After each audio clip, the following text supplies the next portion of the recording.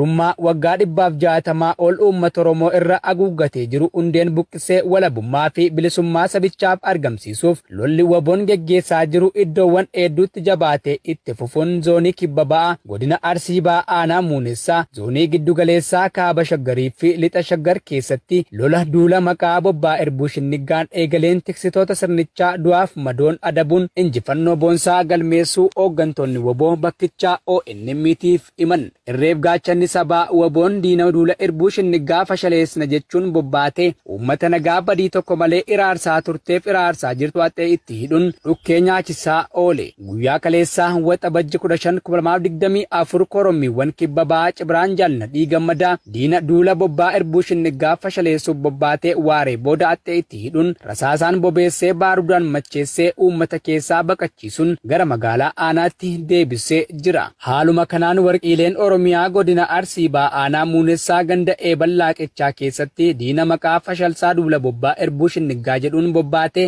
uummatarraa loon qalachaa nyaachaa turte tarkaanfii haxeen nama 11 ajjeesuun 9 madeessee humna birmannaa aanaa Muunessaa magaalaa Qarsaa fi magaalaa Goljootaa irraa yaammatan shaffeessaan naqqabuurra karaa sodaachuun madoof reeffa ishee konkolaataa eeggachuu hanqachuun fardaan gara magaalaa fe'achaa turuu fi farda qabamuu fi dide tokko hawaasa jalaa rasaasa itti dhukaasuun battalatti ajjeesuun bira darban jechuun jiraattotni ni dubbatu. Walumaa galatti diini yeroo ammaa kana duula bobbaa Irbuu Shinnigaan shororkaa hamaa keessa jiraachuuf xiyyeeffannaan ishee uummata nagaa barii tokko malee hidhuu, ajjeesuu, qabeenyaa isaanii saamuu, ibiddaan barbadeessuu, gochaa uummata kana jireenya jibbisiisu dalaguuf dirqama fudhatanii kan bobba'an jechuun maddeen keessoo isaanii ni addeessu. Irreef gaachanni uummata Oromoo waboon tarkaanfii ilaalessaa waraana faashistii PP irratti bobbaa Irbuu Shinnigaan fudhatu cimsee jira. Haaluma kanaan kaleessa waxabajji 15/2024 jajjabeen waboo zoonii giddu galeessaa kaaba Shaggar aanaa Kuyyuu ganda Kooyyee Aqaalee iddoo addaa Gabaaroobii jedhamtutti ergamtoota Abiyyi Ahimad hedduu du'aaf madoon adabee jira. Guyyuma kaleessaa kaaba Shaggar aanaa Kuyyuu magaalaa Biriitii ganda Laga Kottee ganda Booddee Gidaaboo fi ganda Liiban Kuraa keessatti sa'a 5 walakkaa qabee hanga galgalaatti tarkaanfii ilaalessaa waraana faashistii PP irratti fudhachaa tureen injifannoo boonsaa galmeesseera. Lolli kun guyyaa kaleessaa godina lixa Shaggar aanaa Jalduu fi Ilfataa keessattis itti fufee ooleera. Gootichi waraana bilisummaa Oromoo bobbaa Irbuu Shinnigaan tarkaanfii aanaa Jalduu ganda Osolee keessatti fudhateen waraana faashistii PP du'aaf madoon adabee jira. Aanaa Ilfataa buufata waraana biltsiginnaa adda addaa keessattis waboon rasaasaan urgufaa ooleera. Akkasuma jajjabeewwan zoonii giddu galeessaa waboon bobbaa Irbuu Shinnigaan tarkaanfii ilaalessaa fudhatu jabeessuun injifannoo boonsaa waraana faashistii PP irratti argachaa jira. Haaluma kanaan jajjabeen waboo zoonii giddu galeessaa arra waxabajji 16/2024 kaaba Shaggar aanaa warra Jaarsoo ganda Walee Cilalluu keessatti ganama barii ka'ee tarkaanfii guggubduu fudhateen injifannoo culluqaa galmeessee jira. Tarkaanfii waraana faashistii PP hedduu ajjeesee gariin madeesse kanaan daandii cirracha gurraacha naannoo Amaaraa fi Finfinnee wal quunnamsiisu kan ganda Walee Cilalluu keessa qaxxaamuru dhuunfachuun to'annoo gochaa jira. Lolli waboon bilisummaa sabichaaf taasisu cimee itti fufa. Injifannoon uummata Oromoof. Uummanni godina Arsii ba'aa aanaa Martii fi Jajuu rakkoo hamtuu keessa galanii jiraachuu uummanni har'aata biyyoolessa Oromiyaatti himan. Jalachaa Roobaa guutuu gabaasa kana akka nutti isiniif dhiyeessam.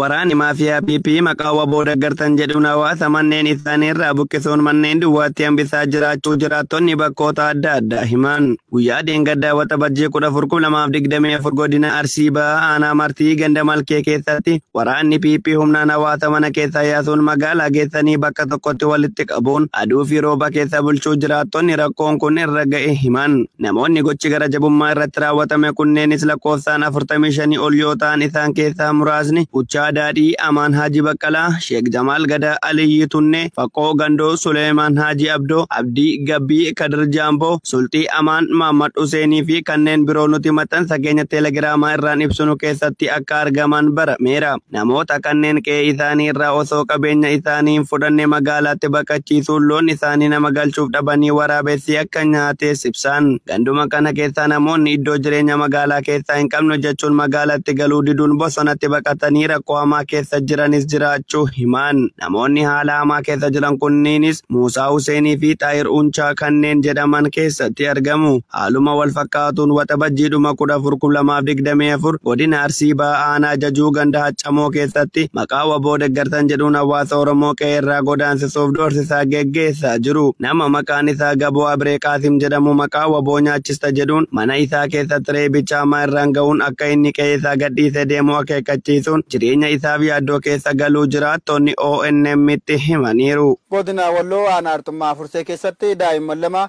hidhattoota faannootiin ajjeefamuun beelladoonni 10 olis du'uu fi saamamuun beekame.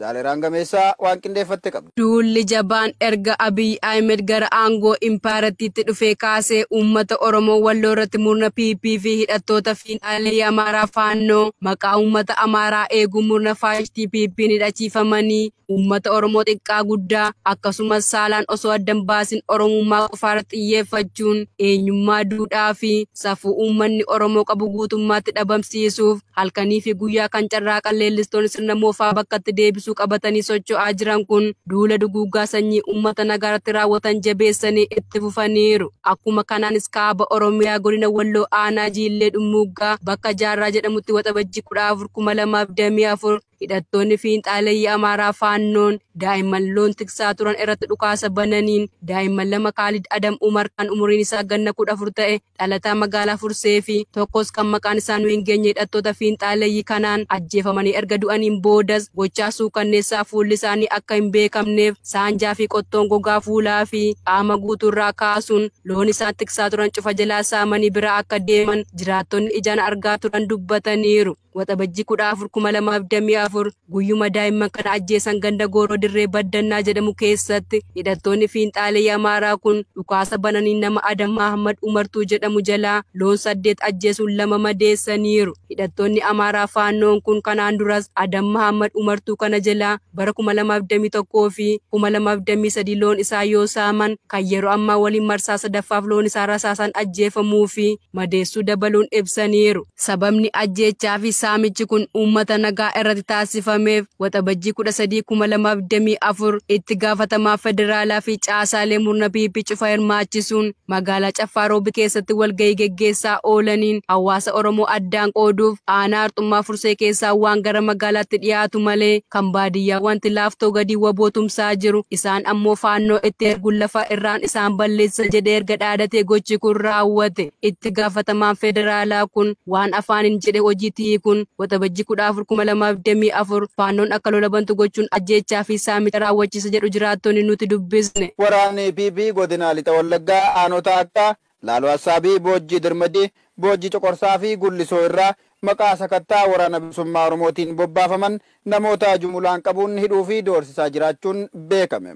Jaalmoo Isabaa dabalata qabam. Murni aangoon siyaasaa isaa dhumataa deemee fi gara itti goruu wallaale akka saree maraateetti hunduma ciniinaa deemuun falmii aangoo siyaasaa isaaf jecha namoota nagaa irratti tarkaanfii suukkanneessaa fudhachaa oola. Bilxiginnaan yeroo ammaa aangoon siyaasaa harkatti burkutaa'es waan godhu wallaalee namoota maqaa adda addaa itti moggaasuun guyyuu doorsisaa fi hidhaan hiraarsuu jabeessuun kaleessa waxabajjii 15 bara 2024 Lixa Wallaggaa aanota godinichaa 4 irraa walitti dhufuun ona Laaloo Assaabii keessatti miidhaa qaqqabsiisaa turuun barameera. Humnoonni bilxiginnaa aanota akka Laaloo Assaabii, Boojii Birmajjii, Boojii Coqorsaa fi Gullisoo irraa gara ona Laaloo Assaabii ganda Alewaa jedhamu keessa ijoollee shaamarranii 3 kanneen maqaan isaanii Diibooraa Maatewos Abbayyaa, Daraartuu Indaaluu Bulchaa fi Abaaboo Qorsaa Baroo jedhaman waraana bilisummaa Oromoo waliin hariiroo qabduun yakkanii qabuun hanga gabaasni kun qindaa'etti gadi hin dhiisin jiraachuun barameera. Shaamarreen kunneen ji'a keessatti yeroo lammaffaaf qabamanii akka jiranis itti dabaluun jiraattonni arraata biyyoolessa Oromiyaatti himaniiru. Godina Arsii Bahaa aanaa Dotaa keessatti waraanni goolessaa bilxiginnaa manneen hawaasaa gubuun dhaga'ame. Jaalguyyoo Jaarsoo dabalata qaba.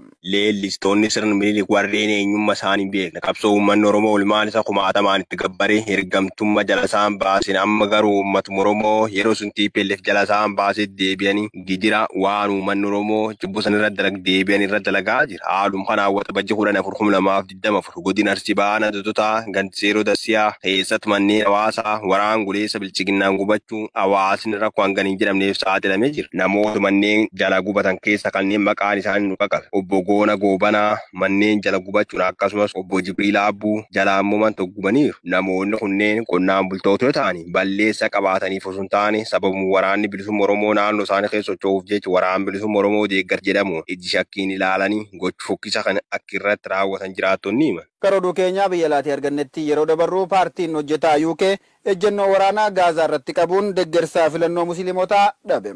Jaalimoonaa Faayisaa guutuu gabaasa kan akka taanutti isiniif dhiyeessa. Filannoo biyyoolessaa hadoolessaa furgeggeeffamuu irratti paartiin hojjetaa UK sagalee caalmaa guddaan ni injifata jedhamee kan eegamu yoo ta'u, hoogganaan paartichaa Keir Starmer dhukaasa dhaabuu al-duree tokko malee Gaazaa keessatti kaa'ame deeggaruu diduun isaanii deeggartoota musliimaa dallansiiseera.